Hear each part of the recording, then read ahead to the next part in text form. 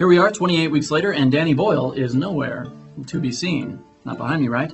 Didn't think so. It's been 5 years since I first saw 28 Days Later, and I must admit I'm a little mixed up.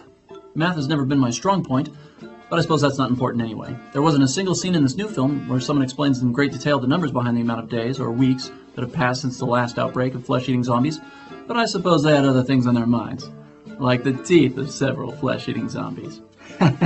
Also out this week, Georgia Rule is the latest from previously brilliant director Gary Marshall. Brother to Penny and former director of her old show, Gary was also the man behind Overboard, Pretty Woman, and Beaches, for crying out loud.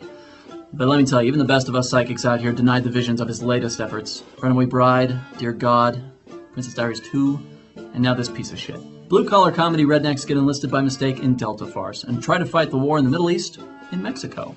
And no, my precognition is not picking up any interference on that one. That's just how rednecks think, apparently. The Flock features Dick Gere and Claire Danes in a thriller in which they find themselves trying to imagine they're on the set of their next movie.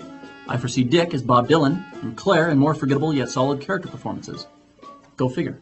Blind Dating was directed by the motorcycle cop who pulled over Chevy Chase in the first Vacation film and then got all upset about the dog that was accidentally dragged to its death. If my clairvoyant-ness isn't failing me, I regret to say that his latest doesn't contain a scene even accidentally funny enough to compare to the brilliant work of John Hughes.